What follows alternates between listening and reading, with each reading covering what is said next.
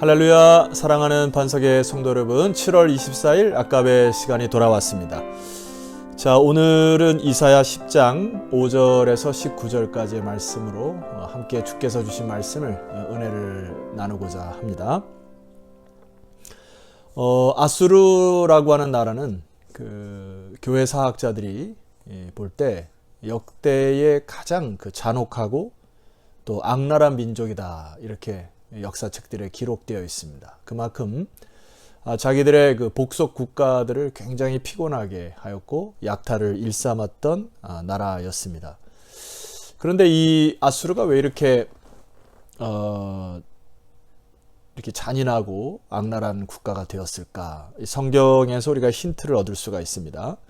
자, 오늘 5절 말씀에는 이사야를 통하여 하나님께서 아수르에게 화가 있다, 이렇게 얘기하십니다. 5절 말씀 보세요. 아수르 사람은 화 있을진저 그는 내 진노의 막대기요 그 손의 몽둥이는 내 분노라. 6절 내가 그를 보내어 경건하지 아니한 나라를 치게 하며 내가 그에게 명령하여. 자, 여기 내가 그를 보낸다고 하는 것은 하나님이 아수르를 사용하여 경건하지 아니한 나라, 즉 남유다를 이야기하는 것이죠. 그런데 나를 노하게 한 백성을 쳐서 탈취하며 노락하게 하며 또 그들을 길거리에 진흙같이 짓밟게 하려 하거니와.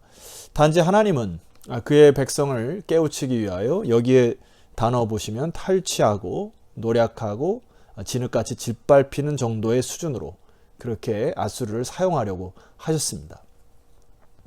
근데 7절에 보니까 그들의 생각이 하나님의 마음과 달라진 것을 볼 수 있어요. 그의 뜻은, 즉 아수르의 뜻은 이같이 아니하며 그의 마음의 생각도 이같지 아니하고 다만 그의 마음은 허다한 나라를 파괴하며 멸절하려 하는도다. 한마디로 지금 이 아수르는 오버하고 있다는 것입니다. 하나님이 주신 선을 넘어버리기 시작했다는 거예요. 그래서 필요 이상으로 더 악의 하수인이 되어 너무나 많은 일들을 자행하는 것을 볼 수 있어요. 그래서 여러분 8절과 9절에 보게 되면 이 부분이 조금 이해하기가 어려우신데 그 부분을 제가 쉬운 성경으로 읽어드리면 이렇습니다.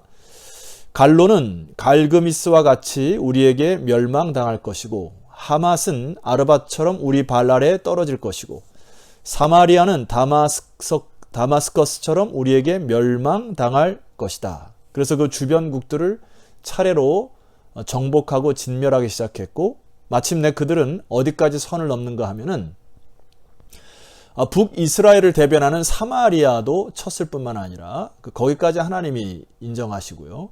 남유다에게는 손을 대지 말라고 하는 부분도 넘어서 버립니다. 자, 여러분 11절 말씀 보세요. 내가 사마리아와, 이거는 북쪽 이스라엘을 얘기하는 것이죠. 그의 우상들에게 행함같이 예루살렘과, 이것은 남유다의 수도였던 예루살렘, 즉 남유다까지도 그들의 손이 펴트린 것을 볼 수 있습니다. 그의 우상들에게 행하지 못하겠느냐 하는도다. 12절 그러므로 주께서 주의 일을 시온산과 예루살렘에 다 행하신 후에 아수르 왕의 완악한 마음의 열매와 높은 눈의 자랑을 벌하시리라. 하나님은 아수르의 이 악한 형태를 두 가지로 말씀하시는데 완악해진 마음과 눈의 높음을 자랑하는 이 교만함을 이야기하고 있습니다. 성도 여러분, 우리가 이 죄라고 하는 부분을 너무 쉽게 간과해서는 안 됩니다. 죄가 우리 삶에 찾아오면 이 번짐이 굉장히 빠를 뿐만 아니라 그 죄에 놀아나게 되면은 굉장한 참혹한 지경까지 인생이 망가지는 것을 볼 수 있어요. 죄와 악이 들어오면 죄는 더 활개치고 악해지고 더 신랄해지고 싸나워지고, 그래서 결과적으로는 우리로 하여금 하나님과 선하고 아름다운 주의 나라보다는 세상의 것에 빠져서 중독 형상을 드러내기까지, 그래서 완전히 그 중독 현상에 사로잡혀서 인생이 패망할 때까지 이 죄의 결과가 그렇게 되어지는 것을 여러분은 아실 것입니다.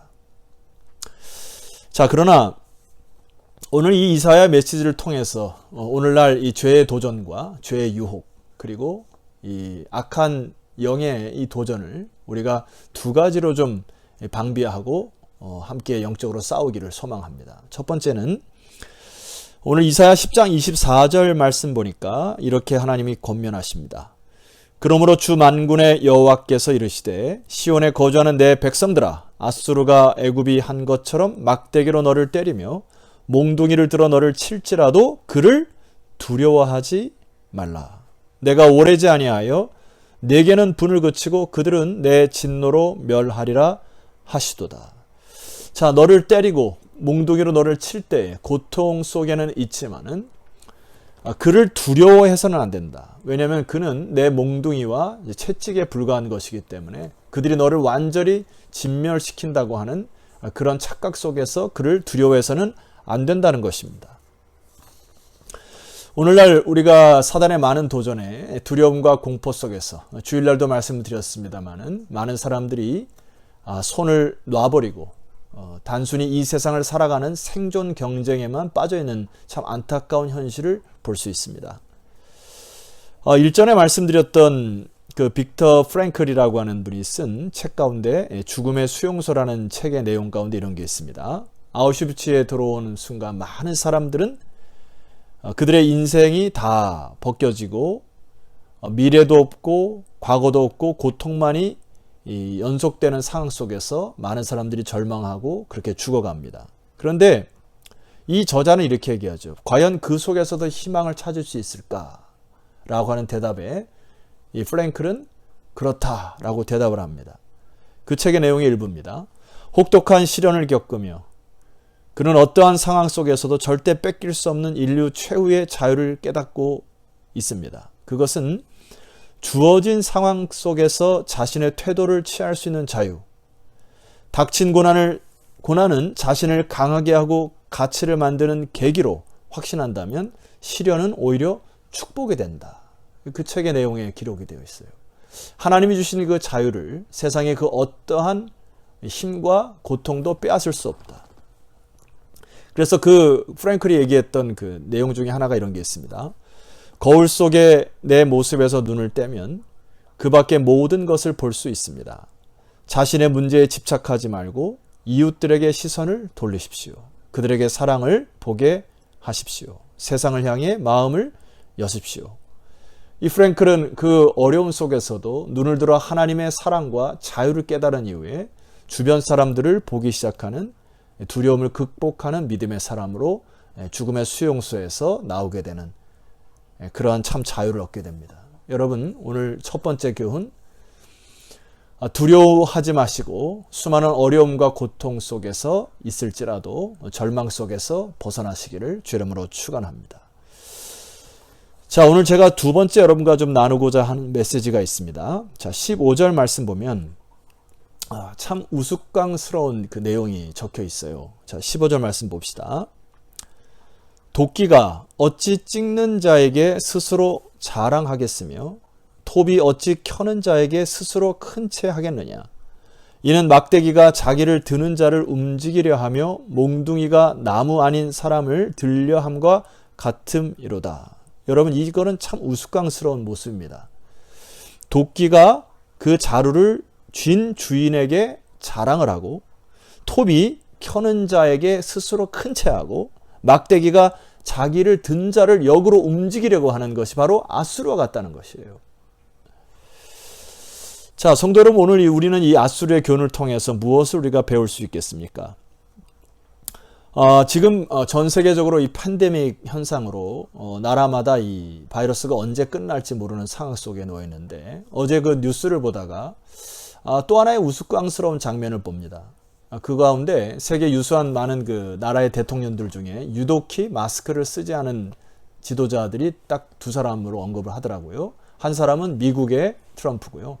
두 번째 사람은 멕시코에 있는 그 대통령입니다. 이들이 그 마스크를 안 쓰는 이유는 뭐냐 하니까 별로 두려워하지 않는다, 그 부분에 대해서. 그리고 자기는 이런 권력과 최고의 이 권력을 가지고 능히 이길 수 있다고 끊임없이 계속 얘기를 하는데 그들의 얼굴의 표정을 보면 참 우스꽝스러운 모습을 봅니다. 여러분, 우리의 마음의 완악함과 눈의 높음의 자랑이 있다면 빨리 돌이키셨으면 좋겠어요. 지금은 이 바이러스와 정면적으로 싸워야 하고 우리는 또 우리 주변을 청결케 해야 되고 또 마스크를 써서 예방해야 되고 이것이 우리의 지혜인 것이라 저는 생각을 합니다. 세상의 그 어떤 권력도 또 경제력도 이 조그만 바이러스 하나 이기지 못하는 것을 알지 않습니까? 하나님은 오늘날 우리들의 교만과 하나님은 오늘날 우리들의 마음의 완악함을 이 바이러스로 경고하신다고 믿어요. 이것을 대항할 이유가 없습니다. 주님은 상상수훈에서 마태복음 5장 3절에 이렇게 기록되어 있습니다. 심령이 가난한 자는 복이 있나니 천국이 저희 것임이니라. 여러분 메시지 성경은 이것을 이렇게 나타납니다. 벼랑 끝에 서 있는 너희는 복이 있다. 너희가 작아질수록 하나님과 그분의 다스림은 커진다.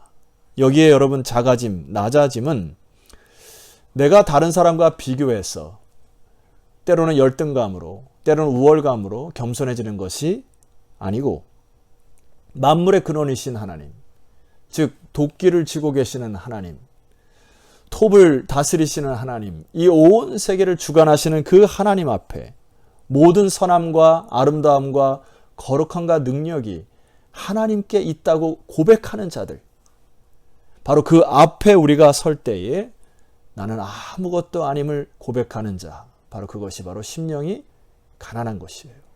성도 여러분, 다시 한번 부탁합니다. 여러분의 마음의 완악함과 내 눈의 높음에 자랑하는 것이 있다면 오늘 이 시대에 빨리 돌이키셔서 하나님의 크신 은총이 여러분의 인생과 또 가정과 섬기는 교회 그리고 이 온 나라에 가득하기를 주의 이름으로 축원드립니다. 잠시 기도드립시다. 하나님 아버지, 우리 인생이 얼마나 허황되고 또 마음이 완악하고 고집이 센지 모릅니다. 뿐만 아니라 창조주 하나님 앞에서 우리가 얼마나 교만한지 모릅니다. 그래서 자기의 높음을 자랑하고 학벌을 자랑하고 또 자기가 가진 경제력을 자랑하고 한 나라의 대통령이라 하여 자기의 높음을 자랑하는 이런 우스꽝스러운 이 일들 속에서 우리 하나님 백성들이 깊은 교훈을 받게 하여 주시옵소서. 먼저는 이 하나님이 주시는 이 고통을 온전히 두려워하여 절망 가운데 지내지 않게 하옵소서. 그리고 다시금 모든 만물을 주관하시는 주님 앞에 소망으로 거듭나게 하실 뿐만 아니라 이제 주님 앞에서 겸손함으로 남은 인생을 살아갈 수 있는 믿음의 백성들 다 되게 하옵소서. 예수 그리스도의 이름으로 기도드렸사옵나이다. 아멘. 자, 사랑하는 성도 여러분, 내일 다시 찾아뵙겠는데요. 뒤에 질문지 잘 묵상하시고 가까운 지인들과 좀 나누시고 하셔서 오늘 하루도 주님의 은혜 가운데 승리하시는 저와 여러분 되시기를 소망합니다. 내일 뵙겠습니다.